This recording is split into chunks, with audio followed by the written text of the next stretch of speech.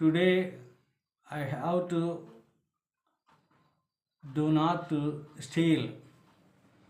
ప్రభు అన్నాడు ఒక వ్యక్తితో, దొంగిలించవద్దు.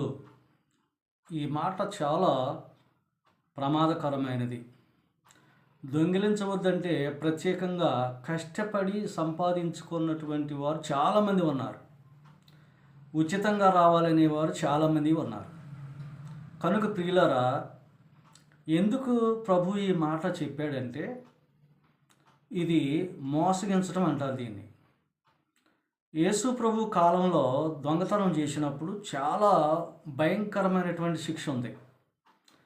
మనం సిలువ దగ్గరికి వెళితే అక్కడ కుడివైపు ఒకడును ఎడమవైపు ఒకడును వారిద్దరు దొంగలే. రోమాలో వారు ఏం చేశారంటే దొంగతనం చేస్తూ ఉండగా పట్టుబడ్డారు. అక్కడ శిక్షలు ఎలా ఉంటాయో తెలుసా ప్రియులారా?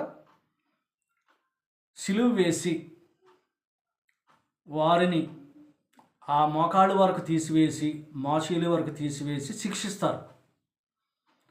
ఆనాడు ప్రభు యొక్క బోధ కాలంలో ఉన్నటువంటి శిక్ష అది. మరి ఇంకొక విషయాన్ని కూడా పరిశీలన చేస్తే బైబిల్లో వెరుకో పట్టణంలో కూడా చాలామంది దొంగలు ఉన్నారు. బార్సార్లను ప్రయాణమై వెళ్ళేవారును కొట్టి పై వస్త్రాలు తీసుకొని డబ్బులు తీసుకొని వారిని కొన ఊపిరితో వదిలిపెట్టి వెళ్ళేవారు ఉన్నారు. ఆనాటి కాలంలో దొంగతనం అలా జరిగేది. ఈనాడు సంగతి మీ అందరికీ తెలుసు, దొంగతనాన్ని గురించి చెప్పనవసరం లేదు. ఎందువల్లంటే ఒకని ధనవంతి ఇంటిలోనికి ఒక దొంగ ప్రవేశించినప్పుడు అతనికి బంగారం కావాలా, డబ్బు కావాలి. కనుక అవసరమైతే వాళ్ళని చంపైనా ఆ డబ్బును తీసుకుని వచ్చే దినాలు ఇవి. అలాగే ఇంకొకటి ఏంటంటే, ప్రయాణంలో డబ్బు ఎక్కువగా ఉన్నటువంటి వాడికి కనపడ్డా అతన్ని చంపి ఆ డబ్బును లాక్కునే గుణాలు ఉన్నాయి. ఇలా ఉచితంగా రావాలి, కష్టపడకుండా రావాలి అనేది దొంగల యొక్క ఆలోచన. దానివల్ల ఏంటయ్యా అని అంటే చాలా ప్రమాదం. ఎందువల్లంటే దొంగతనం షాపుల్లో చేస్తున్నారు ఈ రోజుల్లో, ఇళ్ళల్లో చేస్తున్నారు ఈ రోజుల్లో, బార్సార్లో చేస్తున్నారు ఈ రోజుల్లో. ప్రతి ఒక్కరు కూడా దొంగతనాలు ఈజీ అయిపోయాయి. ఇప్పుడు ఈ మన సమాజంలో జరిగే దొంగతనాలు చాలా ప్రమాదకరమైనవి. అవసరమైతే ప్రాణం తీసేసే వాళ్ళు ఉన్నారు.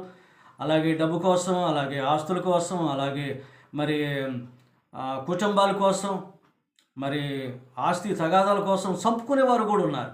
అందుకని ఇది చాలా ప్రమాదకరమైనది. ఒకరి చేతిలో నుండి డబ్బు రావాలంటే బ్రతిమలాడితే ఇవ్వడు.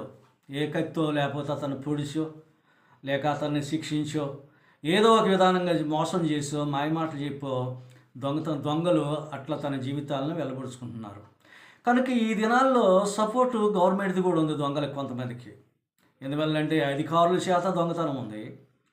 అలాగే మరి అనేకమైనటువంటి పెద్దల చేత కూడా దొంగతనాలు జరుగుతున్నాయి.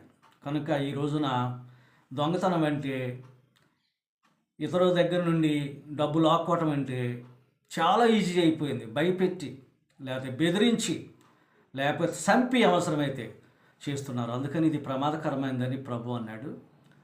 మీరు ఇతరుల సహాయం అడిగి తీసుకోండి, కానీ ఇతరులపై ఆధారపడి ఇతరులను హింసించి శిక్షించి మీరు దొంగతనం చేయవద్దు. అందువల్ల దొంగతనం అనేది చాలా ప్రమాదకరమైనది కనుక, దానివల్ల సొసైటీలో విలువ ఉండదు కనుక, దానివల్ల సంపాదించిన వాడు ఏమైనా బాగుపడతాడా? ఏమీ లేదు, విచ్ఛిన్నమైపోతాడు.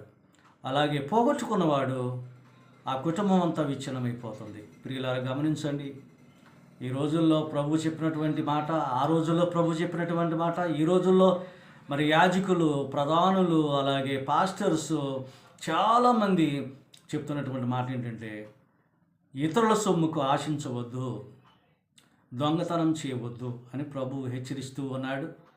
ఆ వాక్యాన్ని మన అందరం కూడా గుర్తుపెట్టుకొని ఇతరులపై ఆధారపడకుండా మనం కష్టపడి సంపాదించుకొని దేవుని చేత ఆశీర్వదించబడాలని కోరుకుందాం. దేవుడి వాక్యాన్ని మనందరికీ ఫలింపచేయనుగాక. ఆమేన్.